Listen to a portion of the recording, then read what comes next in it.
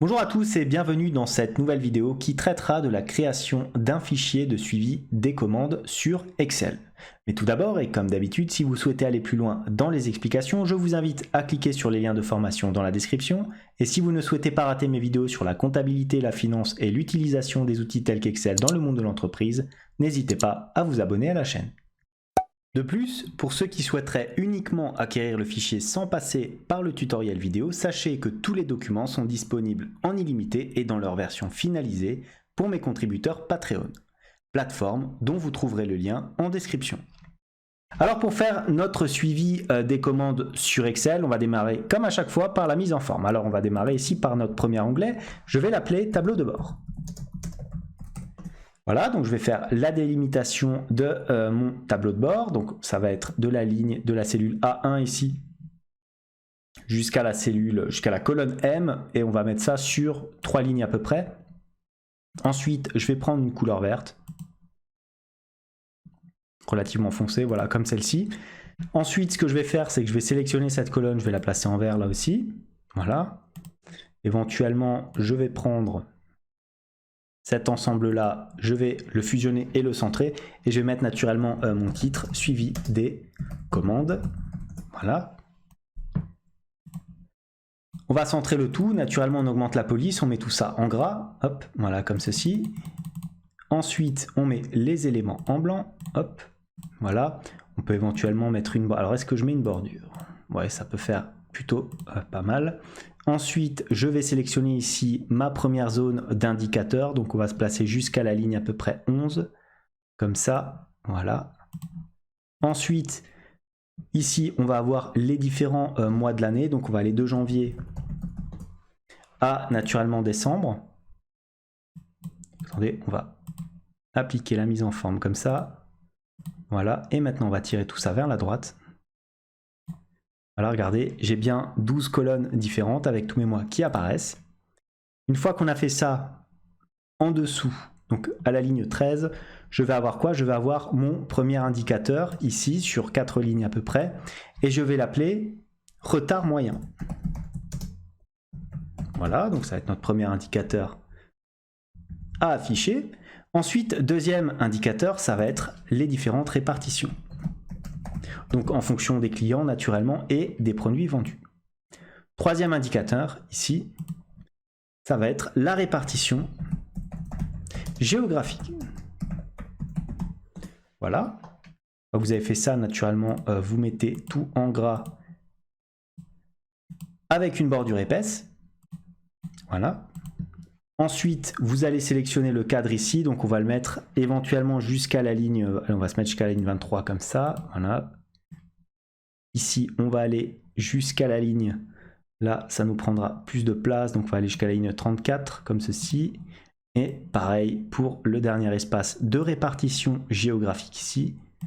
On sera sur la ligne 34, voilà. Et ici, on aura encore un dernier espace. On va fusionner et centrer. Voilà, et ça va s'appeler situation des commandes. Donc ça va être le rapport entre les commandes déjà livrées et celles en cours de livraison. Voilà, on prépare nos petits espaces pour nos indicateurs, c'est très simple. Une fois qu'on a fait ça, alors je vous propose de créer directement le deuxième onglet que nous allons appeler tout simplement commande, comme ceci. Donc on y va, on va mettre un petit titre ici, on va l'appeler commande. Voilà, donc là on va voir notre journal des commandes, donc cette colonne-là je vais la mettre en vert. Hein. Ensuite, je vais mettre mon tableau ici sur ma ligne 5. Je vais avoir tout d'abord quoi? Tout d'abord le nom client. Voilà. Ensuite, la région.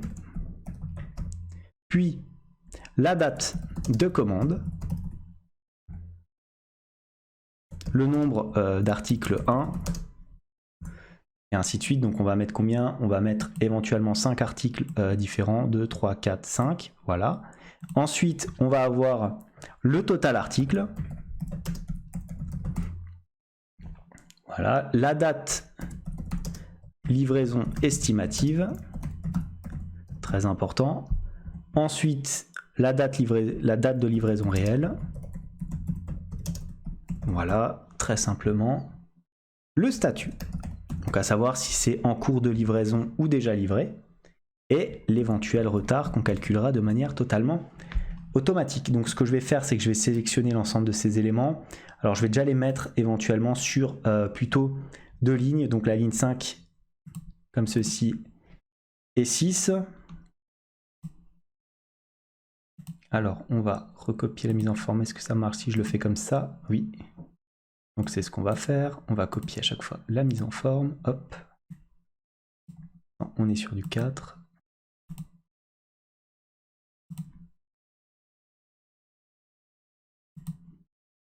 Voilà. Ensuite, je sélectionne mes différents titres. Je fais un retour à la ligne automatique pour aérer mes différentes cellules. Là, pareil, je prends une couleur comme celle-ci avec un fond blanc. Voilà, pour faire ressortir l'ensemble de mes éléments. J'applique des bordures partout. Donc, je vais dans autre style de bordure. Vous connaissez très bien si vous êtes habitué sur la chaîne. Je prends l'ensemble des éléments. Voilà, je les place comme ceci. Je mets un petit peu éventuellement d'espace entre mes colonnes. J'agrandis aussi l'espace pour la région ici. Voilà, comme ça, c'est parfait. Une fois qu'on a fait ça, alors on va sélectionner éventuellement jusqu'à la ligne 100. Voilà, pour avoir 100 données. Alors pour ceux qui veulent être un petit peu plus pointilleux, vous pouvez aussi insérer un tableau pour avoir quelque chose d'un petit peu plus dynamique. Donc voilà, au niveau des bordures, on va mettre des bordures comme ça. Voilà, relativement simple. On sélectionne l'ensemble ici de nos éléments pour centrer le tout. Voilà, peut-être pas ici. Hop. Le nom du client, donc ça on l'a là. Ensuite, on va avoir la date de commande, le nombre d'articles. Donc là, pareil, ça sera des nombres. Est-ce que si je tape 1, oui, ça me le sort comme ça. Ensuite, le total article ici, ça sera à chaque fois en gras. Donc est-ce que si je tape quelque chose ici, c'est en gras? Oui. Pour tout ce qui est date, on va sélectionner et on va mettre naturellement des formats date directement, histoire que nous n'ayons pas de problème par la suite. Donc nombre, non, on va ici dans date, voilà, on appuie sur OK. Tout simplement, le statut, là on ne change rien. Le retard, éventuellement, on va mettre une petite mise en forme spécifique, donc format de la cellule. Vu que ça sera un retard exprimé en jour, on va l'exprimer en jour là aussi. Voilà, on appuie sur OK. Ok, j'ai oublié de mettre mes guillemets. Voilà, regardez maintenant. J'ai bien un retard qui s'affiche en jour. Donc mon tableau ici est terminé. Je regarde, j'ai pas d'autres éléments à rajouter. C'est relativement simple. Donc ce qui me reste éventuellement à faire, c'est enlever l'affichage du quadrillage. Voilà. Et maintenant, on va s'attaquer au dernier onglet de notre fichier, qui est l'onglet des paramètres, comme ceci. Voilà. Alors on y va, on va mettre notre titre ici, on va l'appeler paramètres. Voilà, on le met en gras, hop, comme ça. Ensuite ici, bon, ça sera notre colonne comme tout à l'heure. On va se placer ici dans la cellule B5 et on va taper notre petit tableau. Donc on va avoir, disons, notre base client. Donc on aura le nom du client, le numéro de téléphone, l'adresse, le code postal, la ville et naturellement la région. Voilà. Ensuite, on va diminuer cette colonne. On va copier la mise en forme et on va diminuer pareil la colonne J. On va mettre ici les différents articles. On va avoir article 1. Et ainsi de suite. Donc j'ai dit que j'en mettais 5. Donc je vais en mettre 5. Je centre le tout. Voilà. Ensuite, encore un autre petit tableau. C'est naturellement la liste des régions. Voilà, comme ça. On agrandit un petit peu. Donc la liste, je vous l'ai préparée. Donc je vous la copie-colle directement. Voilà, donc l'ensemble des régions françaises ici. Je peux sélectionner et mettre tout ça au centre. Voilà. Une fois qu'on a fait ça, on sélectionne l'ensemble des éléments, on met tout ça en gras, on aère bien sûr les lignes comme vous savez faire. Pour les clients, on va en mettre à peu près une vingtaine, donc on va mettre client 1. On abaisse tout ça jusqu'à obtenir le client 20, voilà, comme ça.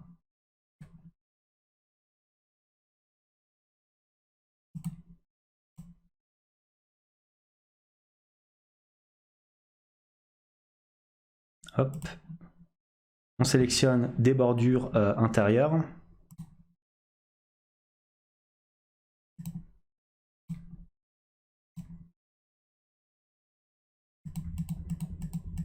Voilà. Voilà, comme ça, on sélectionne aussi une mise en place au centre.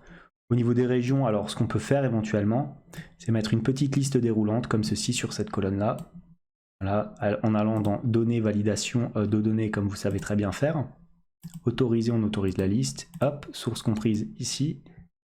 Voilà.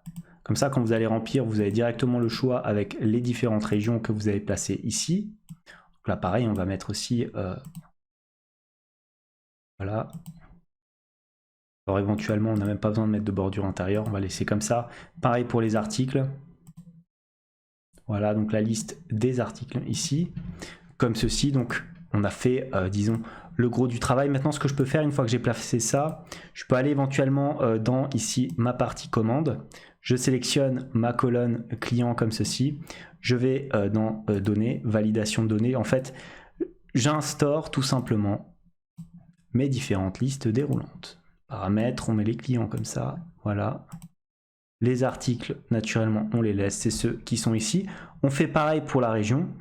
On sélectionne. Voilà, autoriser liste. On prend l'ensemble des régions ici. Voilà, comme ceci. Donc on a fait nos listes déroulantes. On a mis l'ensemble des éléments là. Donc ce qu'on va faire, c'est qu'on va enlever naturellement le quadrillage. Et maintenant, ce que je vais faire, c'est que je vais retourner sur mon premier onglet. Et je vais faire mon petit menu ici. Donc on va insérer une forme. Donc illustration, on va insérer un rectangle. Alors on va le mettre éventuellement comme ça, voilà. On va changer le texte qu'il y a dedans. On va l'appeler, alors comment est-ce qu'on va l'appeler? On peut l'appeler naturellement tableau de bord. Voilà. Vous sélectionnez votre texte. Vous le mettez au centre. Vous augmentez éventuellement un petit peu la police. Ensuite, vous allez le centrer comme ceci. Voilà. Voilà, comme ça. Vous faites un petit clic droit, taille et propriété. Maintenant, vous allez tout simplement l'orienter à moins 90 degrés. Voilà. Vous le placez ici pour faire un menu. Vous en faites pas, hein, je vais changer la couleur de ma forme. Le contour, on va être sur du vert foncé. Et le remplissage, je vous propose d'être sur du blanc.